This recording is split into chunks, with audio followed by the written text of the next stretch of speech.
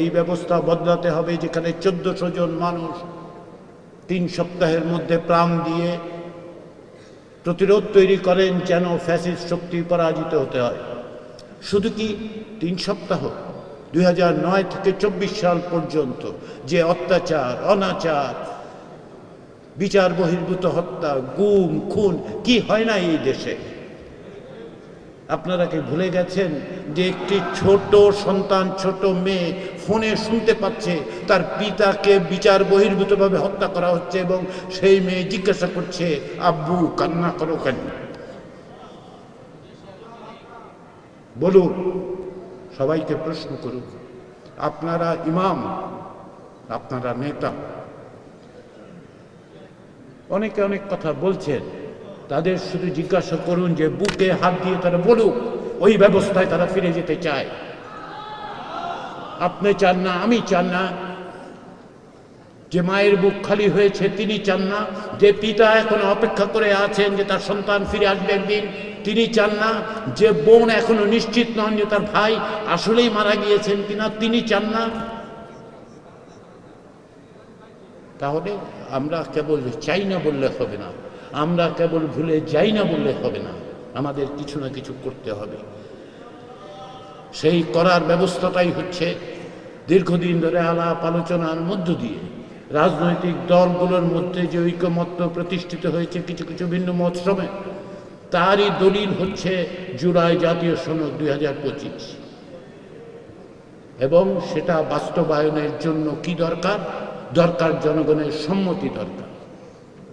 কি আছে ওইখানটায়? প্রথম এবং অন্যতম প্রধান বিষয় যেটা আছে সেটা হচ্ছে এই ব্যবস্থার একটা অন্যতম দিক হচ্ছে এই যে ফেরাউনের মতো শাসন, সেটা তৈরি হয়েছিল কারণ এক ব্যক্তির হাতে ক্ষমতা চলে গিয়েছিল।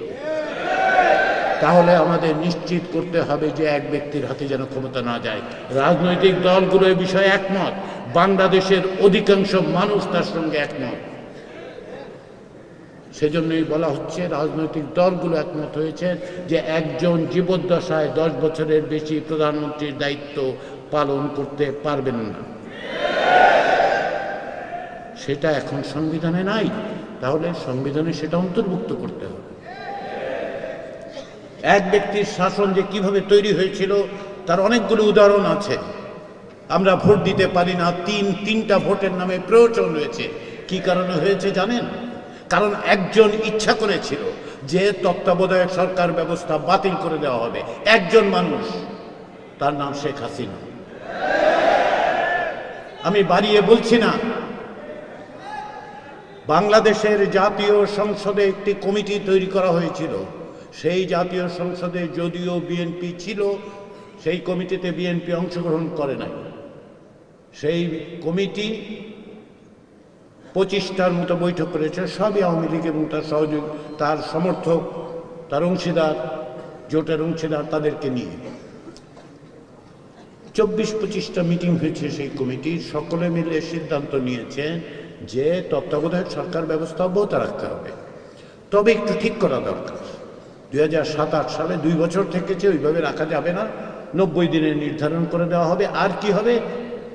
আর হচ্ছে যে তারা বিদেশের সাথে কোনো চুক্তি করতে পারবে না। সকলে এই বিষয়ে একমত।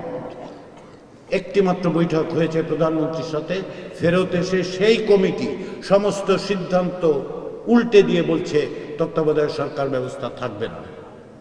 তার পরিণতি কি হয়েছে? আমরা কেউ ভোট দিতে পারি নাই। তিনি ক্ষমতায় থেকেছেন, আমরা ভোট দিতে পারি নাই। সেই ব্যবস্থা চান অব্যাহত থাকুক। প্রধানমন্ত্রীর হাতে ক্ষমতার যে অসীম ব্যবস্থা, বাংলাদেশের সংবিধান বলে যে নির্বাচন কমিশন রাষ্ট্রপতি নিয়োগ করেন, তাই তো? রাষ্ট্রপতি নিয়োগ করবেন, তার জন্য এক পর্যায়ে তৈরি হলো সার্চ কমিটির ব্যবস্থা, যে রাজনৈতিক দলগুলো তার কাছে সার্চ কমিটির কাছে নাম দেবে। একটি স্বাধীন নির্বাচন কমিশন গঠনের জন্য সংসদে ক্ষমতাসীন দল, বিরোধী দল একত্রে মিলে বসে আলাপ আলোচনা করে প্রধান উপদেষ্টার মনোনয়ন দেওয়া হবে, নির্ধারণ করা হবে, যাতে করে ক্ষমতাসীনরা তাদের ইচ্ছা মতো সেটাকে ব্যবহার করতে না পারে।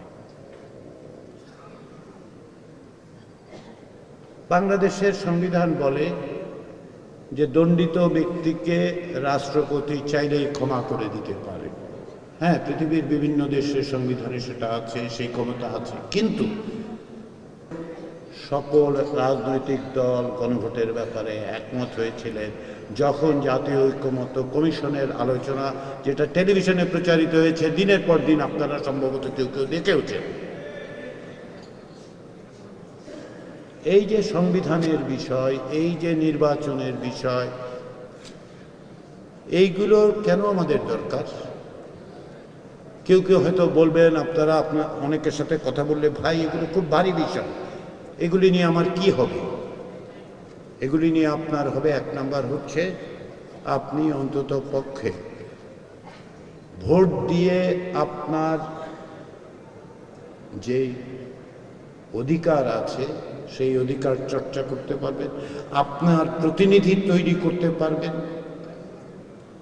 প্রতি 5 বছরে অন্তত পক্ষে রাজনৈতিক দলগুলো এক ধরনের জবাবদিহিতার মধ্যে থাকবে। অনেকে বলবেন যে আপনারা বলেন দুর্নীতি দমন কমিশন স্বাধীন হবে, তাতে আমার কি লাভ হবে? আমি থাকি গ্রামে, বুরুঙ্গামারিতে আমি থাকি, আমার কি লাভ হবে? দুর্নীতি দমন কমিশন, ভোটের প্রশ্ন আসলে একটাই, আপনি যা ব্যবস্থা আছে সেটা অব্যাহত রাখতে চান নাকি অবস্থার বদল করে আপনার মালিকানা আপনি প্রতিষ্ঠা করবেন? সেই প্রশ্নে হ্যাঁ অথবা না বলতে হবে। বলুন যে এই দেশ আমার, এর মালিকানা আমার, এর ভবিষ্যৎ আমি নির্ধারণ করব। আমরা যখন যাব ভোট দিতে, আপনাকে 2টো ব্যালট দেওয়া হবে, আমাকে 2টো ব্যালট দেওয়া হবে। একটা সাদা ব্যালট, ওইখানে অনেক মার্কা থাকবে, অনেক দল থাকবে, আপনারা আপনাদের পছন্দ অনুযায়ী, এবং আপনারা যাদের বলবেন তাদেরকেও বলবেন, তাদেরকে সাথে নিয়ে আসবেন, যাতে করে তারা তাদের মন মতো, পছন্দ মতো, যে কোনো বিবেচনায়, সেটা হতে পারে যে আমি এই দল করি, দলের সমর্থন করি, অথবা এই মার্কায় ভোট দেব, অথবা আমার এলাকায় যে লোকটা প্রার্থী হচ্ছে লোকটা ভালো, সৎ, বিপদে আপদে তাকে কাছে পাই, সেই বিবেচনা হতে পারে। যে কোনো বিবেচনায় যে কোনো ব্যক্তিকে তারা আগামী 5 বছরের জন্য জাতীয় সংসদে নির্বাচিত করুন। আর ওই গোলাপি ব্যালটে থাকবে বাংলাদেশের ভবিষ্যৎ আপনি কি করতে চান। আগামী 5 বছর শুধু নয়, 5, 10, 15, 20 বছরের জন্য বাংলাদেশের ভবিষ্যৎ আপনি কিভাবে দেখতে চান সেইটার দিক নির্দেশ দিয়ে দেবেন ওই গোলাপি ব্যালটে। প্রশ্ন করেন আপনাদের মার্কা কি? আমাদের মার্কা হচ্ছে টিক চিহ্ন। হ্যাঁ মার্কায় টিক চিহ্ন। আপনাদের প্রার্থীকে গণভোটে, বাংলাদেশের প্রার্থী গণভোটে আপনি প্রার্থী, আমি প্রার্থী, আমরা প্রার্থী, কারণ আমরাই ভবিষ্যৎ ঠিক করব। গণভোটে জিতলে আপনার আমার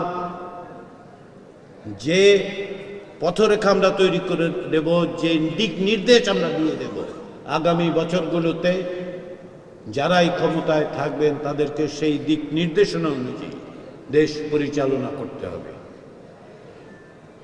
ফলে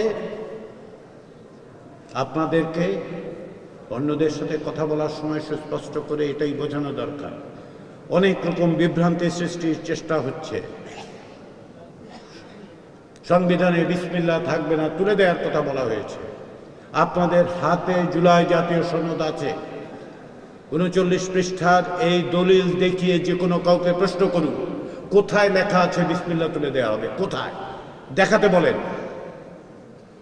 জুলাই জাতীয় সনদ প্রণয়নের প্রত্যেকটা ধাপের সঙ্গে যুক্ত থাকার সুযোগতায় আবারও নিপীড়নমূলক রাষ্ট্র হিসেবে আপনারা সবচেয়ে বেশি যা মোকাবেলা করেছেন সেই জায়গায় যদি কেউ না নিয়ে যেতে চান, তাহলে আমাদের দায়িত্ব, নৈতিক কর্তব্য হচ্ছে যে রাষ্ট্র বদলের যে দলিল, সেই দলিলে হ্যাঁ বলা। আমাদের সকলের উপর এই নৈতিক দায়িত্ব এবং কর্তব্য। যারা নিপীড়িত হয়েছেন, যারা নিহত হয়েছেন, যারা শহীদ হয়েছেন, সেই বীর যোদ্ধারা আমাদের উপর অর্পণ করেছে।